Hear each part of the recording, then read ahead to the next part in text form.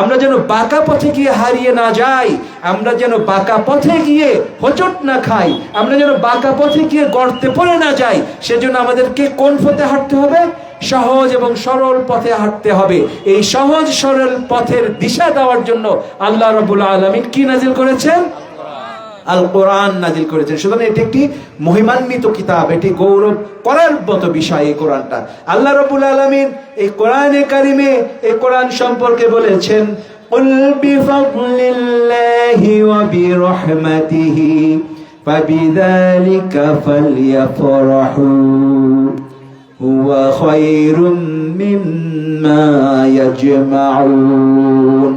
আল্লাহ রাব্বুল আলামিন বলেছেন, হে নবী আপনি বলুন, এটা আমার পক্ষ থেকে মানুষের জন্য একটি নিয়ামত, একটি রহমত, একটি করুণা যে আমি কোরআনের মতো একটি কিতাবকে মানুষের জন্য নাজিল করেছি। আমরা কি খুশি হলাম আয়াতটা শুনে? খুশি হলাম? খুশি যদি হই, আল্লাহ রাব্বুল আলামিন বলছেন ফাবিযালিকা ফালইফরাহু, এই কিতাব যে আমি তোমাদেরকে দান করেছি সেজন্য তোমরা আনন্দ করো, উৎসব করো, গৌরবান্বিত হও। কেন? হুয়া খায়রুম মিম্মা ইয়াজমাউন, এই পৃথিবীর মানুষ কিয়ামত থেকে নিয়ে আজ পর্যন্ত, আজ থেকে নিয়ে কিয়ামত অবধি, সৃষ্টির শুরু থেকে আজ পর্যন্ত, আজ থেকে কিয়ামত পর্যন্ত যা কিছু অর্জন করেছে, যা কিছু অর্জন করবে, যা কিছু অ্যাচিভ করেছে, তার সব কিছুর থেকে কোরআন উত্তম, তার সব কিছুর থেকে কোরআন শ্রেষ্ঠ, তার সব কিছুর থেকে উচ্চে আছে কোরআন। সুবহানাল্লাহ বলবেন কিনা? আমরা এই পৃথিবীর মানুষ কত কিছু আবিষ্কার করেছি, জ্ঞান বিজ্ঞানে আমরা আজকে উৎকর্ষের শীর্ষে পৌঁছে গিয়েছি। শিল্প সাহিত্য সংস্কৃতিতে আজকে আমরা পৃথিবীর যে কোনো অতীতকালের তুলনায় অনেক অগ্রগামী হয়ে আছি। আজকে আমাদের অর্থবিত্তের অভাব নাই, আমাদের স্বর্ণের খনি আছে, আমাদের হীরকের খনি আছে, আমাদের তেলের ভান্ডার আছে, আমাদের পেট্রোলিয়াম আছে, আমাদের কোনো কিছুর অভাব নাই। এই মানব জাতি জ্ঞান বিজ্ঞান এবং সভ্যতায় আজকে শীর্ষে আরোহণ করে আছে। এই শীর্ষে আরোহণ করার সত্ত্বেও যা কিছু মানুষ অর্জন করেছে সৃষ্টির সভ্যতা, এই সব কিছুর থেকে কোরআনের সভ্যতা শ্রেষ্ঠ। জোরে বলুন ঠিক কিনা? কে বলেছেন? আল্লাহ রাব্বুল আলামিন বলেছেন এই কোরআন হচ্ছে সবকিছুর চেয়ে শ্রেষ্ঠ, সবকিছুর থেকে উত্তম। কেন? কারণ এই কোরআন হচ্ছে আপনাকে পথের দিশা দিচ্ছে। এই জ্ঞান বিজ্ঞান আপনাকে জীবন চলার পথের দিশা দিবে না। এই জ্ঞান বিজ্ঞান সাহিত্য সংস্কৃতি কৃষ্টি কালচার তাহজিব এবং তামাদ্দুন আপনাকে জীবনে একটি স্বাচ্ছন্দ্য দান করবে, আপনাদের জীবন যাপনকে সহজ এবং সরল করে দিবে। কিন্তু আপনার এই যে অন্তিম ঠিকানা, আমাদের অন্তিম ঠিকানা কোথায়? শেষ ঠিকানা কোথায়? এই জান্নাতে যাওয়ার পথ নির্দেশিকা, এই জান্নাতে যাওয়ার রোড ম্যাপ এই জ্ঞান বিজ্ঞান, এই দুনিয়াবি দর্শন আমাদেরকে দান করবে না। করবে? কে করবে এই দান? কোরআন। সেই জন্য আল্লাহ রাব্বুল আলামিন বলছেন এই কোরআন এমন একটি কিতাব আমি তোমাদেরকে দান করেছি, সেই জন্য তোমরা আনন্দিত হও, উৎফুল্ল হও, উৎসব করো। আমরা সবাই বলি আলহামদুলিল্লাহ। এই কোরআন এমন একটি কিতাব যে কিতাব দিয়ে রাসূলুল্লাহ সাল্লাল্লাহু আলাইহি ওয়াসাল্লাম এমন একটি যুগে পৃথিবীতে এসেছিলেন যে যুগটাকে বলা হয় আইয়ামে জাহেলিয়া। আমরা সবাই এটা জানি। আইয়ামে জাহেলিয়া মানে কি? অন্ধকারের যুগ, অজ্ঞতার যুগ। এমন একটি সময় যে সময়ে সৎ কাজের বিপরীত যেটা, সেটাকেই মনে করা হতো সৎ। মিথ্যার জিনিসটা ছিল স্বাভাবিক, অন্যের উপরে অন্যায় করা, জুলুম করা, সেগুলো ছিল নিত্য নৈমিত্তিক ব্যাপার। এবং মানুষের মধ্যে হিংসা, বিদ্বেষ, যুদ্ধ, বিগ্রহ, এগুলো ছিল চলমান। শতবর্ষব্যাপী যুদ্ধ গোষ্ঠীতে গোত্রে গোত্রে চলমান ছিল। আপনারা এগুলো জানেন সবাই। এমন একটি সমাজে, এমন একটি মানব মণ্ডলীর ভিতরে রাসূলুল্লাহ আগমন করে এমন একটি কাজ করলেন, অথবা কি এমন কাজ করলেন যে এই লোহারূপ মানুষগুলো সোনায় পরিণত হয়ে গেল। এই রাস্তার সাধারণ ইট, ধুলা, পাথরের মানুষগুলো হীরকখণ্ড, জহরত সমতুল্য মানুষ হয়ে গেল। কি এমন মন্ত্র তিনি পড়েছিলেন? এই হচ্ছে সেই কোরআন। এই কোরআনের সংস্পর্শে এসে যারা ছিল চোর, যারা ছিল ডাকাত, যারা ছিল মানুষের শান্তি হরণকারী, তারা তাদের জীবনকে পরিবর্তন করে হয়ে গেল মানুষের জীবনে শান্তি প্রদানকারী। যারা ছিল লুটেরা, যারা ছিল হত্যাকারী, তারা হয়ে গেল মানুষের রক্ত এবং জীবনের হেফাজতকারী। এই কোরআন হচ্ছে সেই কোরআন। সুতরাং এই কোরআন মেনে চলার কারণে ওই পাথরের মানুষগুলো, ওই লোহার মানুষগুলো স্বর্ণের মানুষে পরিণত হয়েছিল। এবং সমগ্র বিশ্ব ওই সময়ে যারা ছিলেন তাদের মধ্যে সব থেকে সম্মানিত, সব থেকে আদরণীয়, সব থেকে অনুকরণীয় মানুষ ছিলেন কারা? মুসলিমরা। সেই সময় মুসলিমরা ছিলেন সব থেকে সম্মানিত, মর্যাদাবান। সুতরাং এই কোরআন কিসের জন্য তারা মর্যাদাবান হয়েছিলেন? কারণ কোরআনকে তারা মান্য করে চলতেন, তারা শুনতেন এবং মানতেন।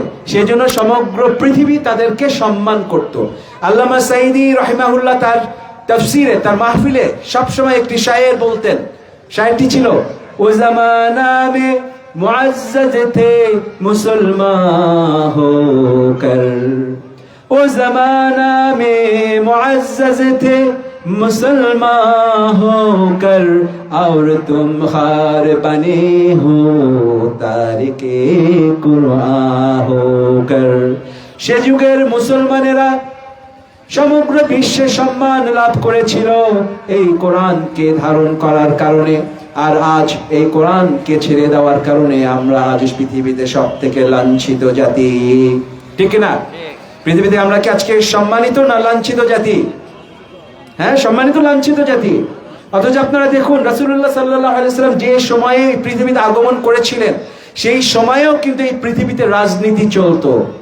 নাকি আমরা মনে করি রাজনীতি আমাদের দেশে 1971 সাল থেকে শুরু হয়েছে, অথবা 1947 সাল থেকে, অথবা 1757 সালে যখন নবাব সিরাজউদ্দৌলা পলাশীর আম্র কারণে ব্রিটিশ বেনিয়া এবং এদেশীয় কিছু কুচক্রীদের ষড়যন্ত্রে পরাজিত হয়েছিলেন, তখন থেকে পৃথিবীতে রাজনীতি চালু হয়েছে নাকি? তার পূর্বে ছিল। অনাদিকাল থেকে পৃথিবীতে রাজনীতি চলমান। রাসূলুল্লাহ সাল্লাল্লাহু আলাইহি ওয়াসাল্লামের যুগে রাজনীতি ছিল অত্যন্ত তুখর এবং অত্যন্ত বুদ্ধিমত্তার সাথে তারা রাজনীতি করতেন। এবং সেই সময়ের সুপার পাওয়ার, সেই সময়ের পরাশক্তি কারা ছিল আপনারা জানেন? সেই সময়ের পরাশক্তি ছিল রোমান এম্পায়ার। রোমান এম্পায়ার আর একটা ছিল পার্সিয়ান এম্পায়ার। এই রোমান এম্পায়ার সারা বিশ্বের অর্ধেকটা তাদের দখলে রেখেছিল, আর পার্সিয়ান এম্পায়ার পৃথিবীর বাকি অর্ধেকটা তাদের দখলে রেখেছিল। এই দুই সাম্রাজ্যের ভিতরে যুদ্ধ, বিগ্রহ, আধিপত্যবাদের লড়াই চলতো, আর মাঝখানে নিষ্পৃত হতো এই পৃথিবীর সাধারণ জনগণ। এরকম একটি জটিল রাজনৈতিক মেরুকরণের যুগে পৃথিবীতে আগমন করলেন কে? রাসূলুল্লাহ সাল্লাল্লাহু আলাইহি ওয়াসাল্লাম। তিনি আগমন করলেন এবং এই কোরআন দিয়ে এমন একটি সমাজ কায়েম করলেন, এই কোরআনের মাধ্যমে এমন কিছু সাহসী বীর মানুষ তৈরি করলেন যারা কোরআনকে মান্য করে চলতো, আল্লাহর বিধানকে নিজেদের জীবনে ধারণ করেছিল। সেই কারণে আল্লাহ রাব্বুল আলামিন তাদেরকে বরকত দিয়েছিলেন। এই কোরআনকে মান্য করার কারণে আল্লাহ তাদেরকে সেই শ্রেষ্ঠত্বের মর্যাদায় আসীন করেছিলেন যে রোমান এম্পায়ারের কাইসার আর পার্সিয়ান এম্পায়ারের কিসরা, এরা রাসূলুল্লাহ সাল্লাল্লাহু আলাইহি ওয়াসাল্লাম এবং পরবর্তীতে সাহাবীদের কদম মোবারকে তারা চুম্বন করেছিল। এবং তার পরবর্তী শত শত বছর এই পৃথিবীর সমস্ত পরাশক্তি মুসলমানদের প্রধানত ছিল। মুসলমানরা ছিল এই পৃথিবীর শাসক, মুসলমানরা শাসন করত। আর আজ আমাদের কি দুর্দশা হয়েছে। আজকে আপনি পৃথিবীতে মুসলিম বলে পরিচয় দিতে গর্ববোধ করি, আমরা গর্ববোধ করি অবশ্যই। আমরা মুসলিম, আমরা অবশ্যই গর্ববোধ করি। কিন্তু বিশ্বের বুকে মর্যাদাবান একটি জাতি হিসেবে কি আমরা পরিচিত আজ? না, আজকে আমরা মর্যাদাবান জাতি হিসেবে পরিচিত নই। মুসলিম বললে আমাদের অনেকের কাছে এখন হীনমন্যতায় আমরা ভুগি। ইসলাম আমাদের আদর্শ শব্দটা বলতেও আমাদের হীনমন্যতা আসে। আমরা ভিন্ন কোনো শব্দ দিয়ে আমরা বোঝাতে চাই যে আমরা ইসলামের অনুসারী, ঠিক না? আজকে মুসলমানদের করুণ দুর্দশা, সারা দেশে বিদেশে আন্তর্জাতিকভাবে সমগ্র বিশ্বে মুসলমানরা অন্যের বিজাতীয়দের, বিধর্মীদের পদানত। আমাদেরকে তারা নির্যাতন করছে, নিষ্পেষণ করছে, নিগৃহীত করছে। আল্লামা সাঈদী তার মাহফিলগুলোতে আরো একটি শায়ের বলতেন, আক্ষেপ করে বলতেন। কি বলতেন? শের কি সর পে বিল্লি খেল রহি, শের কি সর পে बिल्ली खिल रही, कैसा ये बदनसीब मुसलमान का, शहादत की तमन्ना भूल गई, तस्बीह की दानों में जन्नत ढूंढ रही। शेर की सर पे बिल्ली खेल रही। এই মুসলমানরা ছিল সিংহের জাতি, বীরের জাতি। তাদের মাথার উপরে আজকে উল্লুক, বিড়াল, বাদর, ইঁদুরেরা নাচানাচি করে। মুসলমানরা কি বীরের জাতি নয়? মুসলমানরা সেই দিক বিজয়ী আলেকজান্ডারের উত্তরসূরি নয়। মুসলিমরা চেঙ্গিস খানের উত্তরসূরি নয়। মুসলিমরা হচ্ছে খালিদ বিন ওয়ালিদের উত্তরসূরি। মুসলমানেরা রবীন্দ্রনাথের উত্তরসূরি নয়, জীবনানন্দ দাশ কিংবা সূর্য সেনের উত্তরসূরি নয়। এই মুসলিম জাতি শহীদ তিতুমিরের উত্তরসূরি, খান জাহান আলীর উত্তরসূরি, শাহজালালের উত্তরসূরি, আল্লামা দেলাওয়ার হোসাইন সাইদির উত্তরসূরি। সুতরাং এনারা ছিলেন এই জাতির সূর্য সন্তান, তারা ছিলেন বীর সাহসী। আজকের মুসলমানদের, এই সিংহের জাতি মুসলমানদের মাথার উপরে নাচানাচি করে ডোনাল্ড ট্রাম্প নামের বাদর আর নেতানিয়াহু নামের ইঁদুরেরা। कैसा ये মুসলমান কা বদনসিব, মুসলমানের কি দুর্ভাগ্য, আজ শাহাদাত কি তামান্না ভুল গই। এই মুসলিমরা আজকে শাহাদাতের তামান্না ভুলে গিয়েছে। তসবিহ কি দানों में जन्नत ढूंढ रही, শাহাদাতের তামান্না ভুলে গিয়ে আজকে তারা তসবিহ কি দানों में जन्नत ढूंढ रही। শাহাদাতের তামান্না তারা ভুলে গিয়েছে। তারা আজকে তসবির দানার ভিতরে কি খুঁজে? তসবির দানার ভিতরে কি খুঁজে? জান্নাত খুঁজে। তসবির দানার মধ্যে জান্নাত কিভাবে খুঁজে? এই যে আমরা তসবিতে জিকির করি না, আজকার করি না, মাসনুন পড়ি না, আমরা এটার ভিতরে আমরা জান্নাত খুঁজতেছি। এটা কিন্তু অন্যায় না, এটা নেকির কাজ। রাসূলুল্লাহ সাল্লাল্লাহু আলাইহি ওয়াসাল্লামের অসংখ্য হাদিসে এটা আছে যে অমুক কালিমা পড়লে, অমুক তসবিহ পড়লে এত নেকি হবে। এবং আসমান জমিনের যা কিছু আছে সবকিছু তসবিহ পড়ে কার? আল্লাহ রাব্বুল আলামিনের। কিন্তু আমরা ভুলে গেছি এই তসবিহর দানার ভিতরে জান্নাত আছে এমন কোন হাদিস রাসূলুল্লাহ বলেন নাই। বরং রাসূলুল্লাহ বলেছেন, তিনি বলেছেন যে আল জান্নাতু তাহতা জিলালিস সুয়ুফ, যে তরবারির ছায়াতলে জান্নাত। কথাটা অত্যন্ত শক্ত, তরবারির ছায়াতলে জান্নাত। আজকে আমরা সেই তরবারিকে ভুলে গেছি, জান্নাত খুঁজি তসবিহতে, আর শাহাদাতের তামান্না আমাদের ভিতরে নাই।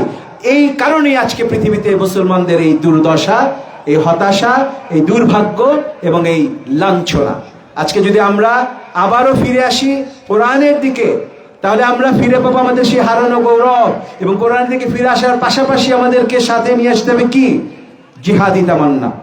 এই যে সমাজ পরিবর্তন করতে হবে, আমাদের এই সমাজ ইসলামিক সমাজ নয়, এই পৃথিবীতে আজকে ইসলাম প্রতিষ্ঠিত নয়। অথচ আল্লাহ রাব্বুল আলামিন আমাদেরকে এই পৃথিবীতে প্রেরণ করেছিলেন শুধুমাত্র ইসলামকে, আল্লাহর বিধানকে প্রতিষ্ঠা করার জন্য।